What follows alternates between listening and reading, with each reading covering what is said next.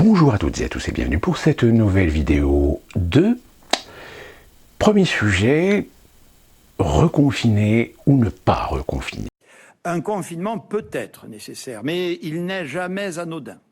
La cruelle question aujourd'hui auquel le gouvernement français et son président Emmanuel Macron sont confrontés. Les chiffres ne sont pas bons. Il faut savoir que la France atteint presque le peloton de tête de l'évolution des contaminations.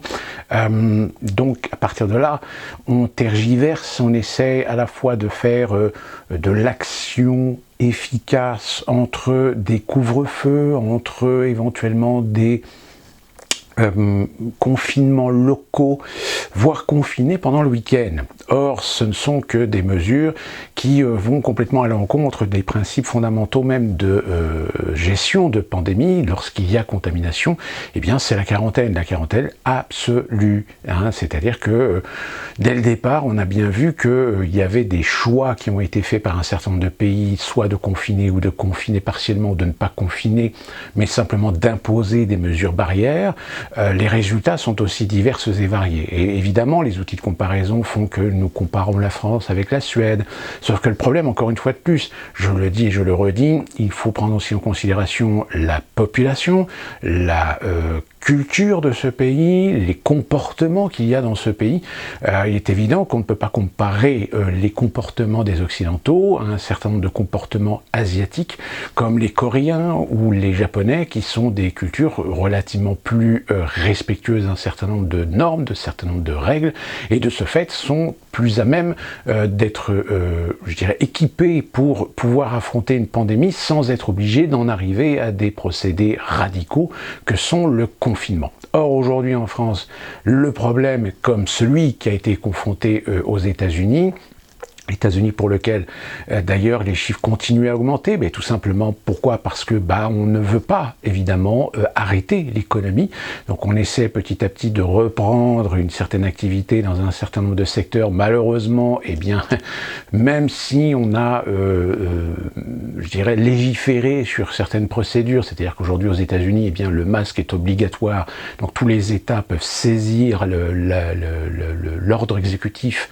de Biden sur le masque obligatoire dans les lieux fermés, pas encore obligatoire en extérieur, après c'est une question de choix de santé publique, mais au moins ça facilite la plupart des magasins, la plupart des grandes surfaces, la plupart des lieux de commerce, lieux de business qui sont encore ouverts, et même des restaurants, d'avoir au moins un soutien législatif, d'imposer le masque à leurs clients, ce qui n'était pas le cas l'année dernière au printemps, où ça posait énormément de problèmes, parce qu'énormément de boutiques ont été obligées, beaucoup de magasins, de supermarchés ont été obligés d'investir dans la sécurité, parce que malheureusement confrontés à des gens qui faisaient preuve d'un irrespect, ou voire d'une certaine immaturité, tout simplement à porter le masque à l'intérieur.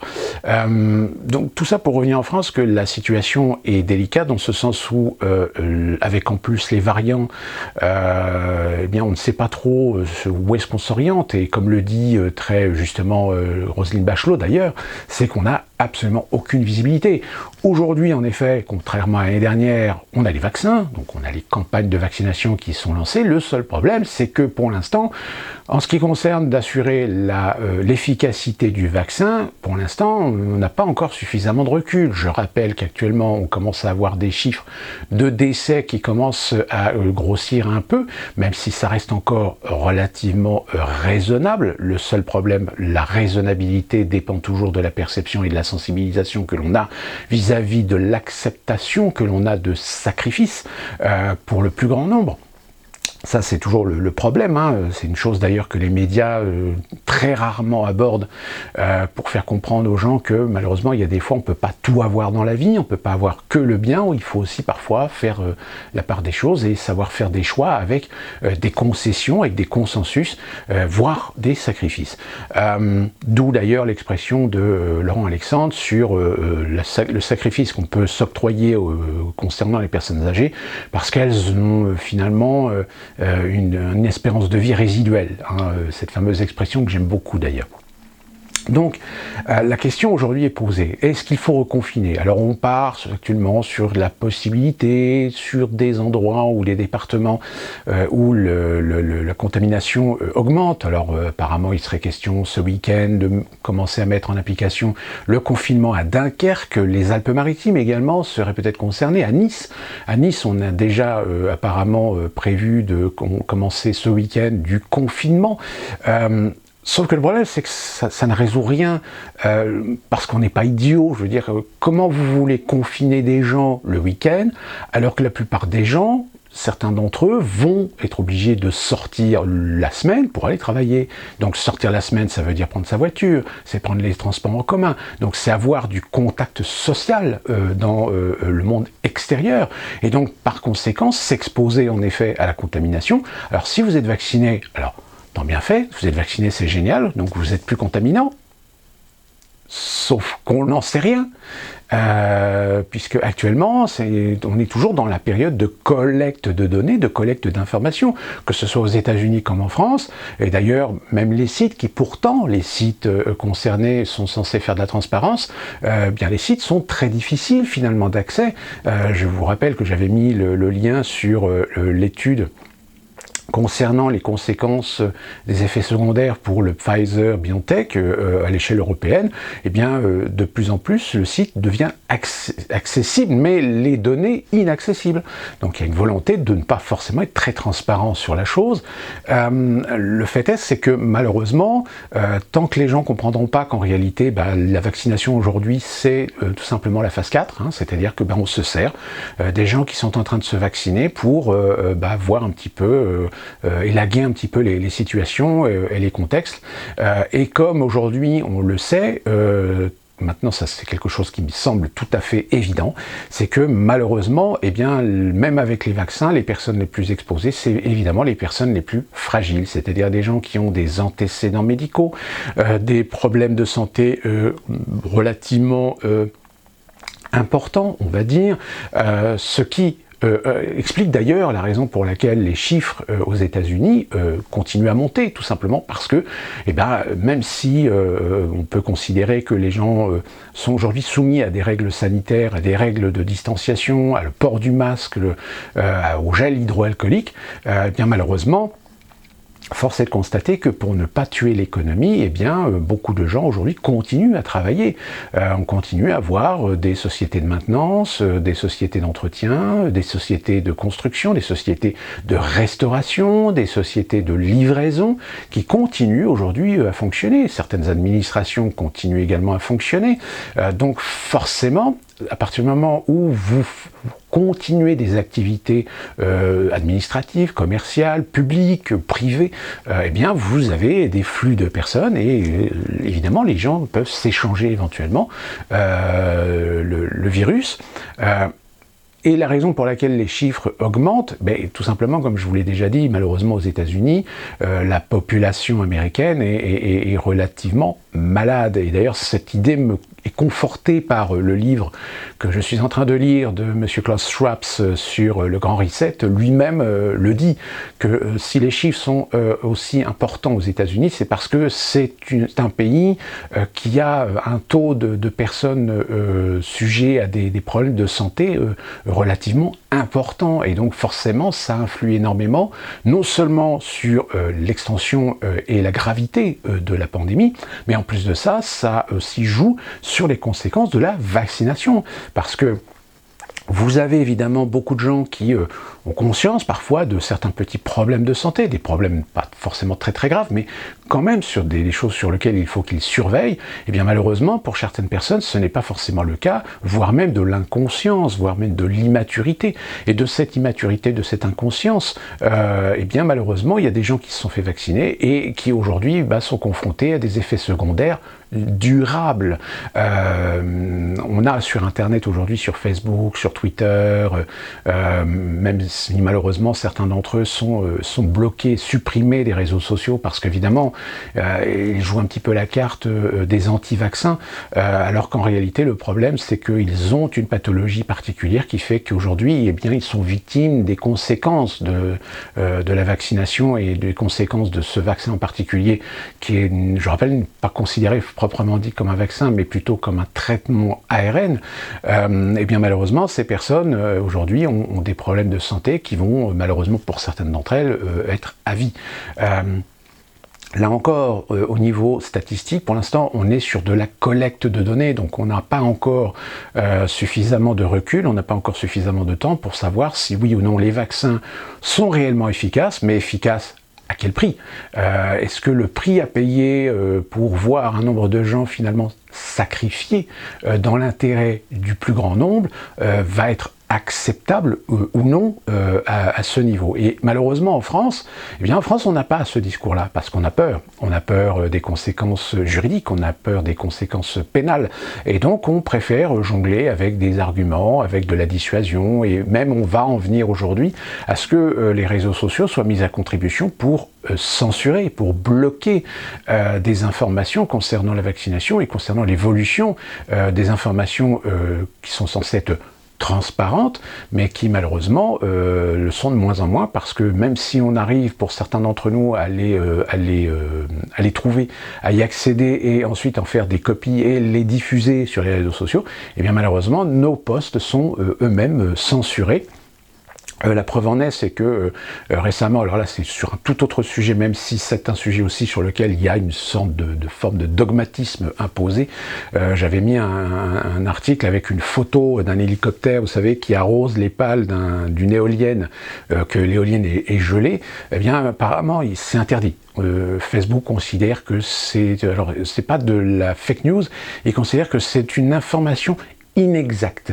C'est vrai que c'est inexact de reconnaître qu'une éolienne dans une situation climatique de froid intense avec du gel, de la neige, etc. Eh bien, l'éolienne est bloquée. Non, c'est interdit de dire ça. Bientôt aussi, même les panneaux photovoltaïques sur lesquels il y a de la neige, eh bien, on n'aura pas le droit de dire que la neige finalement bloque les rayons du soleil et donc les panneaux photovoltaïques ne fonctionnent pas. Ça, bientôt ça aussi, ça va être de l'information inexacte. Ça rejoint un petit peu finalement ce que je disais, c'est-à-dire que voilà, en fait, on va faire le sacrifice de se dire que ça n'arrive que peut-être 2, 3, 4 semaines dans l'année, donc pendant 2, 3, 4 semaines dans l'année, eh bien, excusez-nous, mais vous allez bien vous accepter le sacrifice de ne pas avoir d'électricité.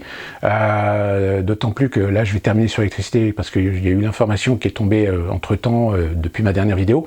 Il y a un gros scandale qui est tombé au Texas concernant justement les coupures d'électricité. Une des compagnies qui était en charge de la maintenance, de la réparation, du rétablissement du courant électrique, il se trouve que les Américains du Texas se sont retrouvés avec des factures électriques avec des sommes tellement énormes. Bah oui, du coup, parce que la consommation d'électricité a été beaucoup plus importante du fait du froid, ce qui dans ces régions, en règle générale, comme par exemple ici en Caroline du Nord, là aujourd'hui il fait 21 degrés, donc évidemment à 21 degrés on n'utilise pas le chauffage, ça paraît évident. Donc en revanche, si c'était le contraire, en effet on aurait une consommation électrique beaucoup plus importante. Sauf que quand c'est à l'échelle d'un État qui d'ordinaire est considéré comme étant un État où la température peut parfois être froide dans certains endroits, mais les équipements sont adaptés, mais pas pour confronter ou affronter une vague de froid comme celle que le Texas a connue. Et bien évidemment, ça augmente le débit, la consommation électrique, et donc les Américains se retrouvaient avec des factures. Mais le problème, c'est que les factures qu'ils doivent payer, ils payent des factures au moment où ils n'ont plus d'électricité. Donc si vous voulez, au niveau qualité-prix, là évidemment ça pose un énorme problème, sauf que la compagnie malheureusement n'a pas réussi à satisfaire, je dirais, aux impératifs peut-être contractuels, et donc du coup, il y a 4 personnes, dont le PDG de cette entreprise, qui ont démissionné. Le PDG et 3 membres du conseil d'administration de cette entreprise qui ont finalement assumé leurs responsabilités et démissionné du fait de leur incapacité à avoir satisfait aux besoins impératifs de rétablir le courant à des Américains à qui on a envoyé une sacrée facture bien salée. Voilà, fin de l'aparté sur ce sujet.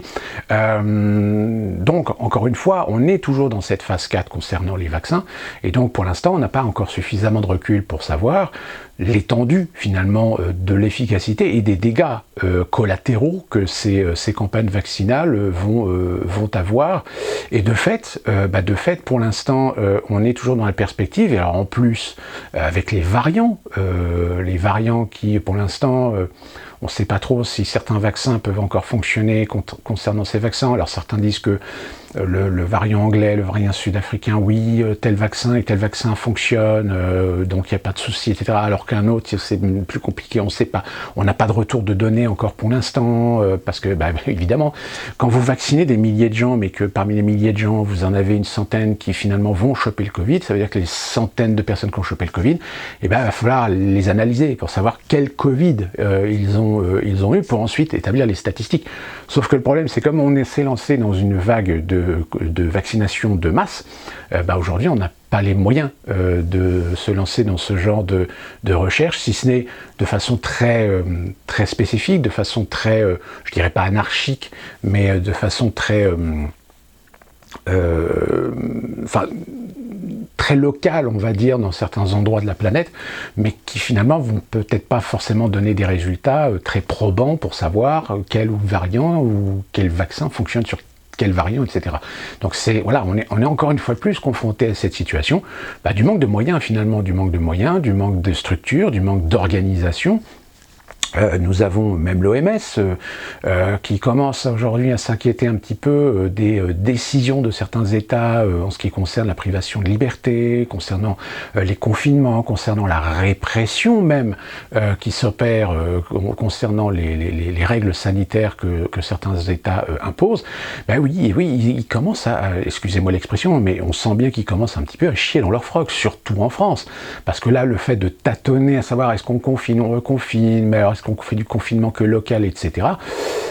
J'ai envie de dire, le problème, c'est que malheureusement, quand vous êtes confronté à une population qui est déjà depuis maintenant près d'un an sous la peur, la crainte, les restrictions, le manque de liberté, sans loisirs, sans pouvoir à un moment donné s'évader un petit peu l'esprit, si ce n'est rester chez soi face à des jeux vidéo ou Netflix ou Amazon Prime, etc. Il y a un moment donné où les gens ont besoin de sortir, les gens ont besoin de respirer, les gens ont besoin de s'évader un petit peu de tout ce stress, de toute cette torpeur, surtout en plus de ça, surtout auprès de nouvelles générations qui sont très conditionnées, je dirais, à cette américanisation de la société française et donc à l'hypersensibilisation, et donc ce sont des gens qui finalement finissent par péter les plombs, faire des dépressions, etc. Donc il y a une certaine fragilité psychologique qui aujourd'hui est en train d'émerger dans un certain nombre de milieux, y compris les milieux étudiants. Donc voilà, tout est bouleversé. Alors en plus de ça, avec la notion aujourd'hui de ne pas finalement dire les choses ouvertement, c'est de dire que la vie qu'on a connue avant, c'est fini. On ne la retrouvera pas. Ce monde d'avant, il n'existera plus. Aujourd'hui, on sera obligé de réinventer le monde. Même si on retrouvera certaines activités, même si on retrouvera certaines choses qu'on faisait avant, mais on ne les fera pas de la même façon. Parce que le Covid, il est là. C'est-à-dire qu'aujourd'hui, le Covid, on ne va pas le faire disparaître du jour au lendemain. Il sera là comme la grippe, comme les angines, comme toutes ces maladies que l'on peut choper, comme la gastro-entérite, comme un certain nombre d'autres maladies, lorsque forcément on n'est pas forcément très bien soigné ou qu'on ne se soigne pas à temps et qu'on a des aggravations de certaines pathologies. Donc la Covid, il va falloir vivre avec. Sauf que le problème, c'est que pour vivre avec la Covid, il faut un vaccin. Il faut un vaccin qui puisse permettre à terme, et de génération en génération, à développer des immunités qui nous permettra finalement de vivre avec, comme on vit aujourd'hui, avec toutes autres sortes de virus, de bactéries, mais dont notre corps est aujourd'hui immunisé, notre corps est capable de se battre.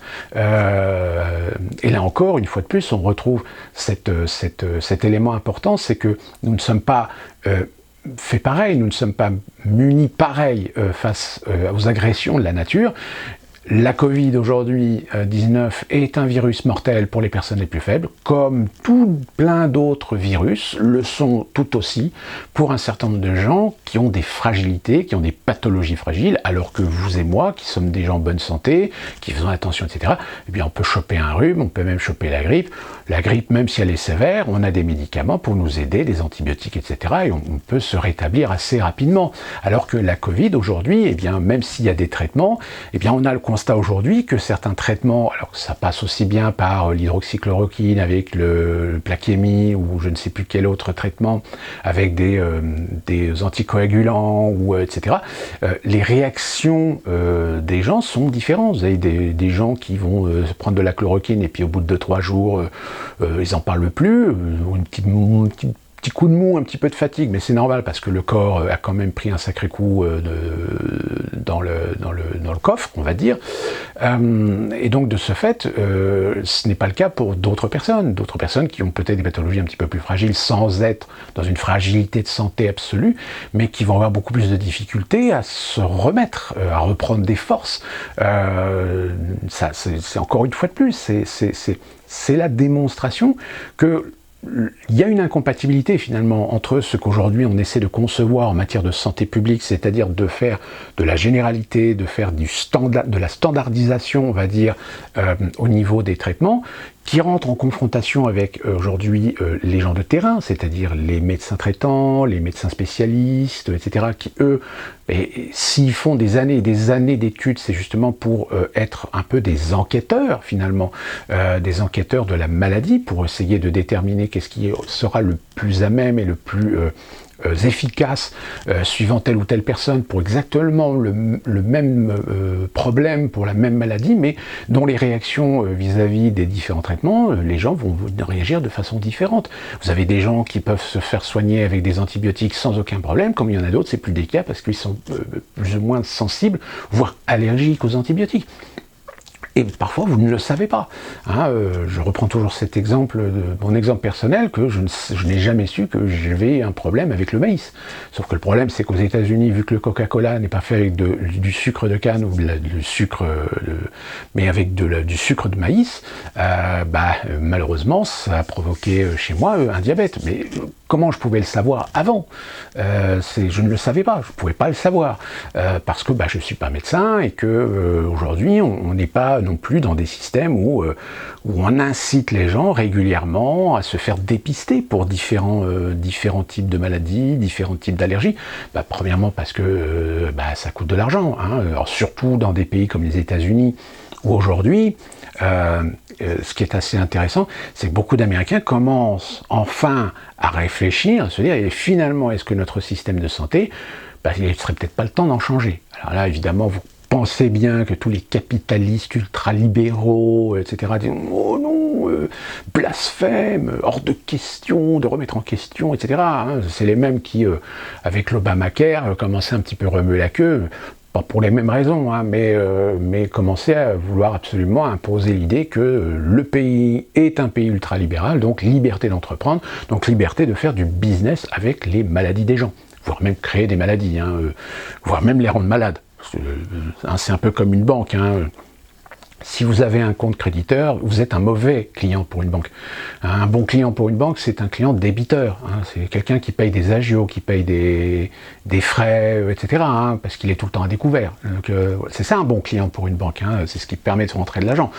Les bons clients pour les banques, c'est les gens qui ont de l'épargne. C'est pas des bons clients. La preuve, c'est qu'aujourd'hui, on commence déjà à entendre un peu, cet argent qui dort sur certains comptes bancaires de certaines personnes, etc., mais qui n'investissent pas, qui ne font pas fructifier leur argent dans des produits, etc., va peut-être réfléchir à faire quelque chose pour essayer de grappiller un petit peu. On peut imaginer une idée, c'est la stagnation du patrimoine financier, le taxer, parce qu'il ne contribue pas à la solidarité économique du pays. Ils sont capables de vous inventer, vous verrez, des taxes, mais que vous pouvez même pas imaginer. Je rappelle quand même que la France est un pays où on a je crois le record du nombre de taxes possibles, inimaginables à travers le monde. Je ne sais pas s'il y a d'autres pays où c'est pire, mais la France c'est quand même un pays où vous avez un nombre de taxes qui sont impressionnantes. Donc à partir de là, aujourd'hui, qu'est-ce que la France peut faire pour essayer de lutter contre la Covid ? C'est soit on confine, mais dans ce cas-là, vous tuez le reste de ce qui est resté de l'économie. Là, déjà, on commence à avoir des bilans, on commence à avoir des retours sur des faillites, sur des dépôts de bilan, etc., qui commencent à s'accumuler. Mais ceux qui encore pouvaient espérer, avec un peu de trésorerie, voire peut-être en étant ouverts à moitié, en essayant de faire un petit peu de l'activité, mais insuffisante pour faire ressortir les chiffres d'affaires qu'ils avaient l'habitude de sortir. Alors déjà, avant la Covid, la situation était déjà pas forcément très folichonne. Et là, oui, en effet, la Covid aujourd'hui est le couperet de la guillotine de ce qui pouvait nous attendre à terme en cas d'échec du système, en cas de crise systémique qui nous pendait au nez depuis maintenant de nombreuses années, mais qu'à chaque fois qu'on avait un soubresaut, hop, évidemment, les banques centrales mettaient la main à la pâte pour sauver la situation. Et d'ailleurs, est-ce qu'aujourd'hui, les banques centrales vont pouvoir continuer à faire de la planche à billets pour alimenter les États, pour que les États puissent continuer à subventionner les pertes d'un certain nombre d'acteurs économiques, comme aussi les gens comme vous et moi qui peut-être sont en chômage technique et ne peuvent pas travailler parce que les activités qui les concernent ne sont pas ouvertes, sont fermées à cause de la Covid, malheureusement, il y a un moment donné, on ne va pas pouvoir faire tourner la planche à billets comme ça ad vitam aeternam. C'est-à-dire que fatalement, à un moment ou à un autre, le système économique va vouloir des garanties, va vouloir des contreparties. On ne va pas pouvoir continuer à tirer comme ça du fric gratuit, soi-disant pour sauver les meubles, pour sauver la situation. D'où le grand reset, ne vous inquiétez pas, j'avance sur le livre et je peux vous dire que je pense que je ferai peut-être 2 vidéos sur le contenu de ce livre parce qu'il y a beaucoup de choses qui sont très intéressantes à faire ressortir de ce que dit Schwab dans son livre. Donc, que peut-on aujourd'hui espérer à vous autres les Français, si ce n'est envisager le pire, envisager un reconfinement global, même si on sent bien que Macron comme le gouvernement sont pas très chauds parce qu'ils savent que là c'est mort, c'est que à la sortie de crise de Covid, autant qu'ils démissionnent tout de suite, parce qu'ils vont se retrouver avec des conflits sociaux, mais comme je pense jamais la France n'en a connu. Parce que là, c'est tous les corps de métier qui sont touchés, c'est tous les secteurs d'activité économique qui sont touchés. Donc forcément, là, vous aurez beau sortir les BLM, Traoré à la française pour essayer de remettre un peu d'huile sur le feu sur les conflits ethnico-religieux en France, il y a un moment donné où ceux qui vont vouloir commencer à manifester contre le racisme, contre l'islamophobie, etc., mais ils vont se faire lyncher. La preuve, de toute façon, aujourd'hui, on voit bien sur les réseaux sociaux les petits soldats de la pensée unique aujourd'hui deviennent de plus en plus rageux, de plus en plus insultants, de plus en plus brutaux. C'est-à-dire que là, leur rage s'exprime de plus en plus évidente, comme quoi ils se rendent compte que leur modèle, leurs opinions, leurs convictions ne fonctionnent plus et qu'ils sont de plus en plus confrontés à des gens qui leur disent « allez vous faire foutre ». Donc ça énerve encore plus, parce que quand la pensée unique commence à perdre du terrain, même si on essaie de calfeutrer, même si on essaie de faire de la rustine avec les médias sociaux, avec les réseaux sociaux, avec les médias mainstream, etc., de toute façon, là, il y a tellement même d'anachronismes argumentaires qui sortent sur les médias qu'aujourd'hui, les Français sont en droit de se poser la question, de se dire, mais est-ce qu'on n'est pas en train d'arriver au bout du bout et que il y a un moment donné, il va falloir se bouger le cul et faire les choses, parce que ça, c'est aussi le problème.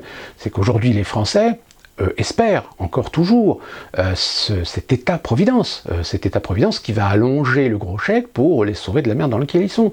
Alors, il y en a qui l'auront, le chèque, mais il y en a qui ne l'auront pas. Soyons clairs, tout le monde ne sera pas arrosé d'argent de monnaie de singe, comme on l'appelle aujourd'hui. Donc à partir de là, est-ce qu'aujourd'hui les Français sont en situation de comprendre que c'est à eux maintenant de reprendre leur destin ? Je n'en suis pas convaincu, même si vous en êtes convaincu, mais il suffit de voir dans vos entourages, il suffit de voir sur les réseaux sociaux pour se rendre compte très rapidement qu'il y a encore beaucoup de gens qui n'ont encore pas compris vers quoi on s'oriente, qui n'ont pas encore compris que s'ils espèrent ou s'ils sont prêts à accepter l'inacceptable pour retrouver leur petite vie, leur petit confort de la vie d'avant, eh bien ça sera au détriment de leur propre liberté, de leurs propres acquis sociaux, je dirais même de liberté fondamentale, parce que comme je vous l'ai dit, hein, le système financier ne va pas continuer à accepter de voir les États réclamer du fric aux banques centrales sans derrière des compensations. Hein, c'est un peu le même principe, si vous voulez, que de ces pays en dette, comme ça a été le cas avec la Grèce. Hein, la Grèce qui s'est retrouvée avec un taux d'endettement tellement énorme que les créanciers ont commencé à dire nous, on veut les garanties que la Grèce va nous payer qu'elle nous doit. Et ils ont même... On a même négocié, hein, qu'ils s'assoient, je ne sais plus sur combien de millions, enfin c'est plusieurs dizaines de millions d'euros de dettes grecques qui ont été passés à la trappe. Enfin, est-ce que ça a été passé à la trappe ou est-ce que l'Union européenne a négocié des compensations, etc. J'en sais rien, mais l'une des compensations qui a été visible, c'est évidemment la Troïka. Et il faut se souvenir ce qu'a été la Troïka. Je rappelle quand même qu'aujourd'hui, la Grèce, on n'en parle plus, hein, mais ils sont toujours dans la merde, les Grecs. Hein, ils sont toujours aujourd'hui avec une société qui a perdu énormément d'acquis sociaux, qui a perdu énormément de capacités, je dirais, à fonctionner avec un certain nombre de systèmes, surtout au niveau de la santé, au niveau des retraites, etc. Alors, il y a quand même un système en culturel, on va dire en grec, c'est un peu d'ailleurs une des spécificités de l'Europe du Sud, entre guillemets, c'est qu'il y a encore une solidarité, on va dire, entre guillemets, qui fonctionne, ce qui n'est pas le cas de pays, encore en France, la solidarité, elle peut peut-être éventuellement fonctionner, quoique malheureusement, on a un tel melting pot aujourd'hui en France, que la solidarité, je ne suis pas certain qu'elle fonctionne à plus grande échelle. Il suffit de voir l'idée de mettre la gratuité des produits pour les femmes dans les études, dans les universités. Vous savez comment ça se passe en général, hein, les trucs gratuits. Hein, c'est que y a des gens qui prennent les trucs gratuits et après qui les revendent. Mais ça, ils n'ont pas pensé à ça. Ils n'ont pas pensé qu'en mettant les tampons, les serviettes hygiéniques gratuites pour les étudiants, il y en a qui vont se pointer, qui vont en prendre plein, et qui ensuite vont les revendre. Hein, c'est-à-dire créer la pénurie de la gratuité pour ensuite revendre ça pratiquement peut-être moitié prix de ce qu'on peut trouver dans les pharmacies, etc. Mais ça va créer un business. Le problème en France, c'est ça. Hein, tout ce qui est gratuit, attendez-vous à ce que dans la distribution, et c'est le cas d'ailleurs, il y a eu des rapports de fait vis-à-vis pendant un temps des Restos du Cœur. Restos du Cœur, il y en a, ils se sont rendus compte qu'il y avait des gens en fait qui faisaient partie d'une même famille, ils étaient parfois 10, 15, 20, ils passaient au Resto du Cœur, ils prenaient les produits et ensuite, quand ils retournaient dans leur quartier, etc., ils revendaient les produits. Bon, sauf qu'au bout d'un moment, ils se sont dit c'est pas suffisamment rentable, c'est pas suffisamment productif, donc ils ont commencé à s'attaquer au stock, à voler les stocks des Restos du Cœur. Donc vous voyez, quand vous avez ce genre de comportement, alors encore une fois de plus, évidemment, les gauchistes bien pensants, vous prenez des cas isolés pour une généralité, oui, mais c'est des cas qui existent, qui ne devraient pas exister dans une société telle que la nôtre, et pourtant ça existe. Et pourquoi ça existe? Parce qu'on a laissé faire, et qu'on laisse faire. Tout simplement parce que des connards comme vous disent surtout, il ne faut pas faire de généralité. Mais oui, mais le problème de dire qu'il ne faut pas faire de généralité, c'est que après, on laisse faire, on laisse couler, parce que c'est des gestes très répréhensibles, hein, c'est pas bien, c'est malhonnête, mais c'est infime, c'est marginal. Non, c'est pas marginal, ça devient du fait qu'on n'a pas agi comme il fallait. Aujourd'hui, on paye les conséquences de cette inaction, on va dire.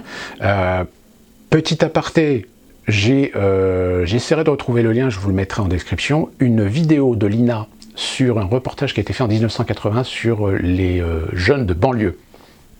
1981. Et vous verrez, ça n'a pas changé. Je dirais même que si vous voyez cette vidéo, vous comprenez ce qui se passe aujourd'hui. Hein, et que depuis 1980, qu'est-ce qu'on a fait? Rien. C'est-à-dire qu'on a juste envoyé des subventions, des budgets pour redonner, faire des ravalements de façade, on a démoli des cages à lapins, on a reconstruit des trucs à la place, mais ça n'a rien changé. Finalement, pas changé grand-chose. Donc j'essaie de vous mettre le lien et vous verrez cette vidéo, elle est assez longue, hein. C'est un reportage de l'époque de 1980, je crois que c'est un reportage de Antenne 2, je crois, puisque c'est Jean-Marie Cavanac qui est présentateur de ce documentaire. Et déjà dans ce documentaire, on voit déjà certains problèmes, des problèmes liés aux origines, à l'immigration, etc., qui aujourd'hui, on en paye les pots cassés, hein, de cette situation. Enfin voilà, c'était la petite aparté pour votre information personnelle. Je vous invite à voir cette vidéo parce qu'elle est vraiment, elle sert vraiment de pilier à la compréhension de ce qu'on dit aujourd'hui, de ce qu'on parle en ce qui concerne les jeunes de banlieue, jeunes issus de l'immigration ou pas, hein, peu importe, hein, c'est la condition sociale qui fait que aussi ça joue énormément dans la chose. Et donc, pour finir avec le choix crucial, le choix définitif, va-t-on laisser couler une augmentation de cas? Va-t-on laisser couler un nombre de décès? Va-t-on exposer les plus faibles aux variants? Parce que la problématique, elle est là, c'est les plus faibles. Aujourd'hui, face aux variants, qu'est-ce qui va se passer? Est-ce qu'il faut tuer l'économie française pour sauver peut-être quoi? Je sais pas, 100, 200 personnes et tuer peut-être des pans entiers d'économie avec toutes les conséquences sociales, de précarité, de suicide. Aussi, je veux dire, soyons clairs, nets et précis, hein, sur les différentes conséquences d'une déliquescence du système économique d'un pays. Donc, surprise, prochain week-end, on verra quelles seront les décisions, soit de notre président qui se laisse depuis 15 jours le temps de la réflexion. C'est toujours un petit peu le problème en France, on met trop de temps à réfléchir, mais en fait on gagne du temps, c'est ça la traduction. Et donc, rendez-vous peut-être la semaine prochaine pour savoir finalement qu'est-ce qui va être décidé et quelle est la situation. En ce qui concerne les États-Unis, pour l'instant, on a l'impression qu'en fait, ils sont un petit peu comme la Suède, c'est-à-dire que voilà, ils laissent couler. On est arrivé à plus de 500 000 cas, je crois. Donc, qu'est-ce que vous voulez que je vous dise? Il y en a qui font des comparaisons. Oui, aujourd'hui, on a atteint plus de cas. C'est le nombre de morts, je crois, 500 000 morts. C'est 500 000 morts ou 50 000 morts, je ne sais plus. Enfin bref, là de toute façon, ici aux États-Unis, on se sert des chiffres évidemment, avec un petit peu de zeste, de dramaturgie, comme c'est la coutume ici aux États-Unis, pour essayer de faire peur dans les chaumières, même si derrière, c'est beaucoup plus délicat aux États-Unis d'essayer à un moment donné de prendre des lois liberticides, parce que c'est 50 États, et dans les 50 États aujourd'hui, eh bien, il y a certaines relations avec l'État fédéral qui sont extrêmement houleuses. Et enfin, deuxième petit sujet rapide, parce que ça fait quand même l'actualité, je veux parler de Persévérance. Persévérance, c'est ce fameux rover qui a été déposé sur Mars par les Américains. Et de fait, ça a aussi soulevé un peu pas mal de lumière sur l'attrait qu'a aujourd'hui Mars par le nombre de satellites et d'objets humains qui ont été envoyés soit en orbite autour de Mars pour l'observer, soit directement sur Mars. Évidemment, ça relance encore beaucoup de fantasmes sur la planète rouge, mais ce qui est assez amusant, c'est que même si on est admiratif face à la technologie, on est admiratif de voir ces images en 4K, voire même on enregistre un souffle dans un micro qui, on vous dit, c'est le vent de Mars. C'est génial, on entend le vent de Mars. Il y a quand même une question quand même fondamentale que certains ont essayé de poser, mais sur lequel on a l'impression qu'on tourne un petit peu autour du pot. Oui, mais c'est pour la science, c'est pour collecter des données, des informations pour l'avenir, au cas où un jour on décide enfin d'envoyer des hommes sur Mars, etc. Croyez-vous sincèrement que beaucoup d'entreprises, même si ce sont des pseudo-entreprises qu'on dit publiques, qui reçoivent de l'argent, des subventions pour la recherche, etc., croyez-vous qu'on investisse sur Terre autant d'argent pour simplement s'amuser à observer des cailloux? Alors la raison pour laquelle Mars suscite des convoitises, peut-être que vous savez, mais pour ceux qui ne savent pas, je vais vous la dire. C'est tout simplement, c'est que sur Mars, eh bien, on peut peut-être découvrir des composants, des composés à exploiter. C'est créer des nouveaux marchés, c'est-à-dire créer de l'exploitation minière. Le film Total Recall, le film de Paul Verhoeven, avec Jean-Arnold Schwarzenegger, Mars est devenu une colonie minière. On exploite des minerais, on exploite de la matière première. Et vous savez aussi bien que moi qu'aujourd'hui, qu'est-ce qui fait rêver la finance? C'est de découvrir les nouveaux filons. C'est espérer voir arriver une nouvelle ruée vers l'or, une nouvelle ruée vers l'or noir, ce qui a permis la construction, l'élaboration, la naissance d'empires financiers.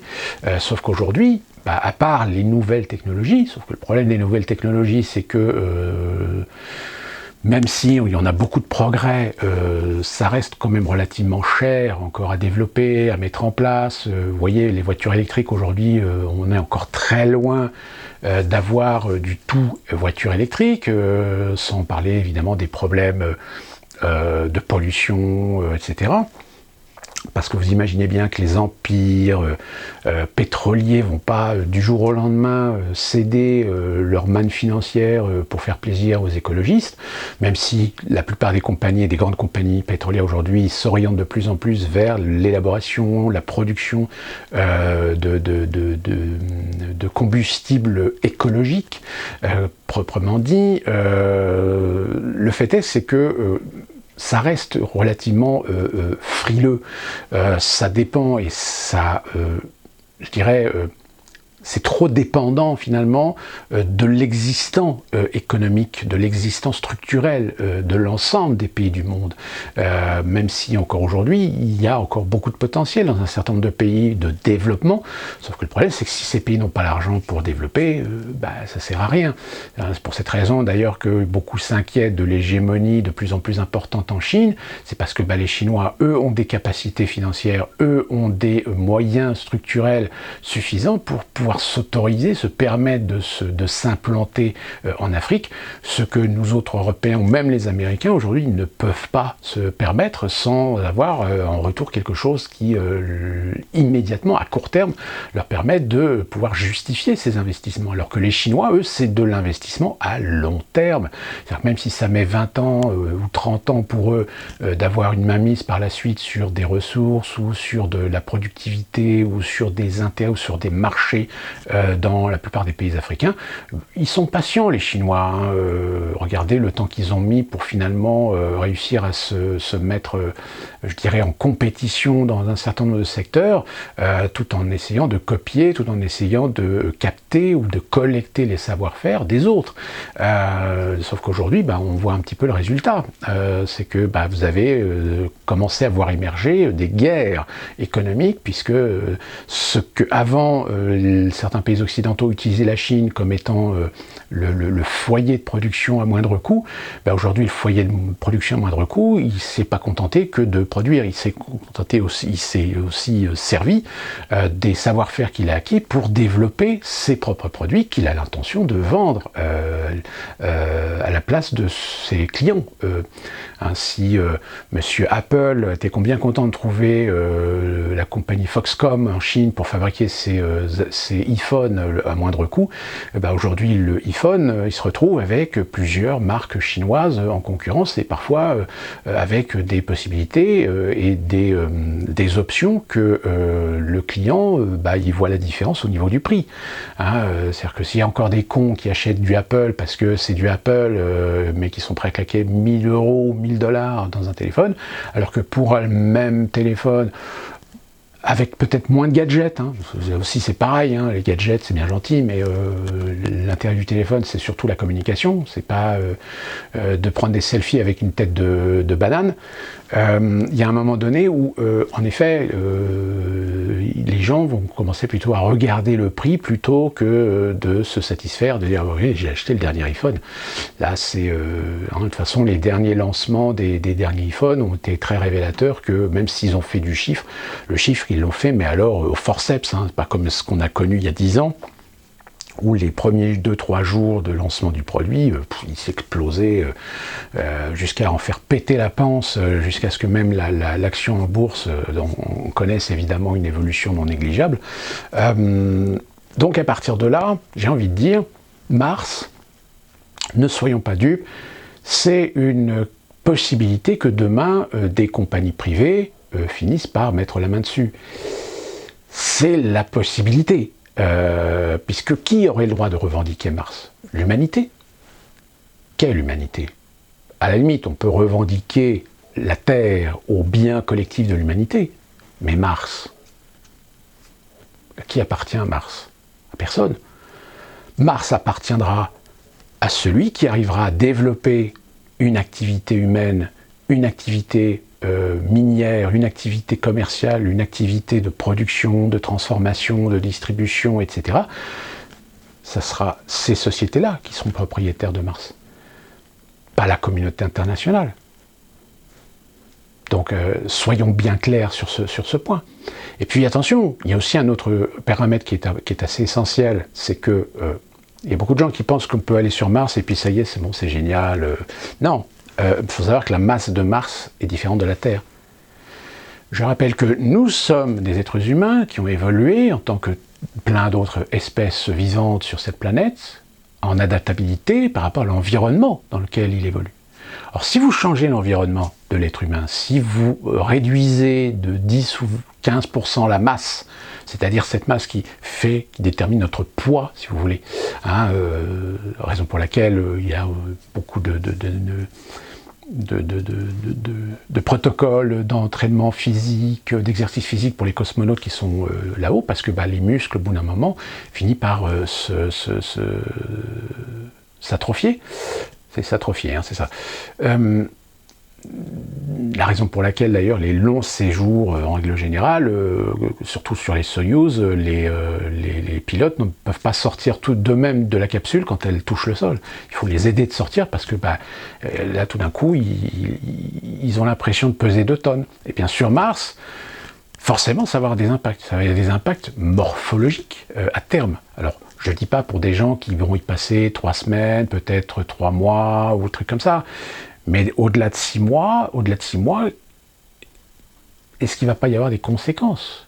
Est-ce qu'il ne va pas y avoir, à un moment donné, des phénomènes morphologiques qui allaient savoir, peut-être des créations ou des apparitions de tumeurs, de cancers, etc., du fait qu'on est dans un environnement qui n'est pas le nôtre.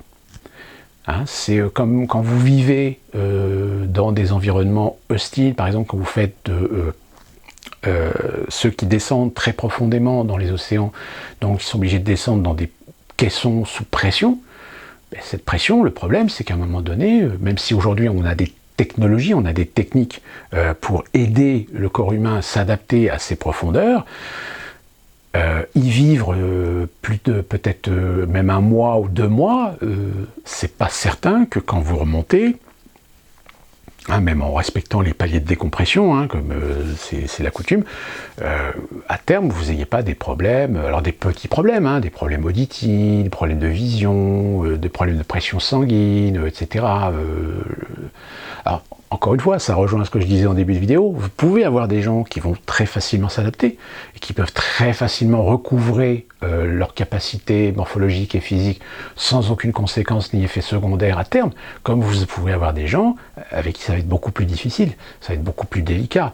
Déjà, les voyages dans l'espace. Les voyages dans l'espace, on sait aujourd'hui qu'il peut y avoir chez certaines personnes qui peuvent paraître être en très bonne santé, en très bonne condition physique, eh bien, un voyage longue durée dans l'espace, il peut y avoir des phénomènes qui font que des gens peuvent développer des cancers, par exemple. Et des cancers qui peuvent tuer rapidement, qui peuvent être très virulents et pour l'instant, voilà, on est dans ces phases d'expérimentation, on est dans ces phases d'études, d'analyse, de savoir les conséquences de voyages spatiaux en apesanteur sur le corps humain. C'est pour cette raison que de plus en plus, on s'oriente aujourd'hui sur des technologies qui permettraient de restituer une apesanteur, alors grâce aux procédés, évidemment, gyro, je ne sais plus comment ça s'appelle, le terme... c'est le principe du gyro, hein, mais de vitesse centrifuge. Waouh, ça y est, j'ai trouvé, il était là. Ici, centrifuge. Grâce au procédé de la technologie de la vitesse centrifuge, qui permet de restituer une sorte de pesanteur artificielle, et ainsi permettre à des personnes de pouvoir se mouvoir et avoir, je dirais, une pleine capacité de musculaire disponible et entretenue à ce niveau-là. Ce qui ne va pas être le cas dans Mars. Je veux dire, la masse de Mars, elle est différente, elle est plus faible. Plus faible ou plus forte, je ne sais plus. J'essaierai de retrouver ça, mais ceci dit, je ne vais pas faire une vidéo de 2 heures sur cette question-là. Si vous voulez en savoir un peu plus, je vais y arriver. Si vous voulez en savoir un peu plus, avec quelque chose de très ludique, je vous assure, c'est pas du tout scientifique, c'est pas casse-tête, etc. Si vous avez l'occasion, regardez ceci. Ceci, c'est le spectacle de Alexandre Astier. Alexandre Astier, le père de Camelot, excellent artiste complet de fait, et qui a fait un spectacle qui s'appelle l'Exoconférence. Et dans l'Exoconférence, sur un thème très ludique, sur un thème humoristique, on va dire, eh bien, il assène un certain nombre de données scientifiques qui sont des données vérifiées, puisqu'il a fait des recherches, il a rencontré plein de gens, des éminents spécialistes, etc. Donc, ce qu'il dit dans son spectacle, c'est basé sur de la base scientifique. Évidemment, il démolit un certain nombre de fantasmes, mais finalement, la démarche qu'il a dans son spectacle n'est pas totalement anodine. Il parle des ovnis, il parle des extraterrestres, etc. Et finalement, la démarche qu'il a, en effet, c'est pas totalement idiot ce qu'il dit, c'est pas totalement faux. Ça ne veut pas dire que ça n'existe pas, mais ça veut dire que toutes les histoires qu'on voit sur les extraterrestres, etc., personnellement, pour m'être penché un petit peu sur ce domaine-là, je vous le dis avec beaucoup d'assurance, il y a à peu près 80% des phénomènes ovnis qu'on a pu observer depuis ces 60-70 dernières années. Je parle de l'ufologie contemporaine, je ne parle pas de ce qu'on peut trouver dans l'histoire antique, etc. Mais je parle de l'ufologie contemporaine. Il y a à peu près 80% des trucs que vous pouvez les jeter à la poubelle. Donc là-dessus, il n'y a pas de souci à faire. Donc je vous invite à voir ce spectacle si vous arrivez à vous le procurer, parce que justement, dans ce spectacle, il parle de Mars. Il parle que le problème, c'est pourquoi est-ce qu'on veut envoyer des êtres humains sur des planètes alors que ça pose un problème fondamental.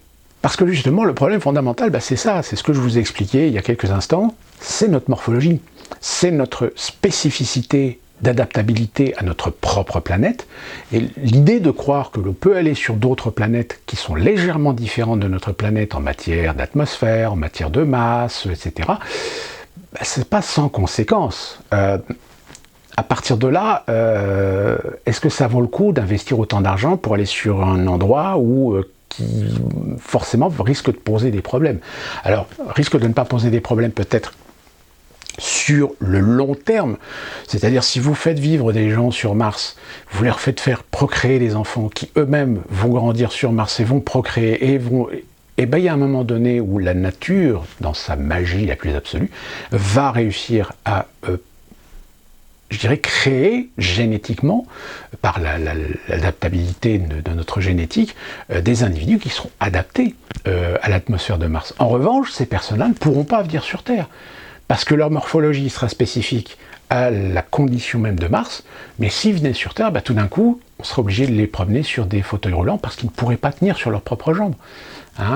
Dans le fait que la masse de Mars est beaucoup moins importante que celle de la Terre. D'où la raison pour laquelle aujourd'hui, vous avez beaucoup de recherches qui font l'espoir de trouver un jour une planète qui soit identique à la planète Terre. Là encore, la loi de la probabilité, c'est que la probabilité que notre planète ait connu un cycle et que ce cycle ne se soit pas répété sur une autre planète, de même taille, de même circonférence, de même distance d'un astre, ou voire de deux astres, tout à fait possible, eh bien c'est cette chance-là qu'on essaie de trouver. D'ailleurs, un certain nombre d'exoplanètes, comme on les appelle aujourd'hui, on a déjà découvert des exoplanètes qui ont des similitudes plus ou moins intéressantes à exploiter par rapport à la Terre, c'est-à-dire des planètes qui ont des atmosphères, des planètes qui apparemment ont de l'eau. Il se pourrait, en effet, que ces planètes puissent avoir de l'eau. Mais évidemment, vu que les distances sont quand même énormes, je rappelle, déjà, rien que pour aller sur Mars, il faut 7 mois. Et pourtant, Mars, c'est dans notre système solaire. Alors imaginez si vous devez aller dans un autre système solaire. Je crois que le plus proche, c'est Alpha Centauri, qui faudrait, je crois, je ne sais plus, 50 ans.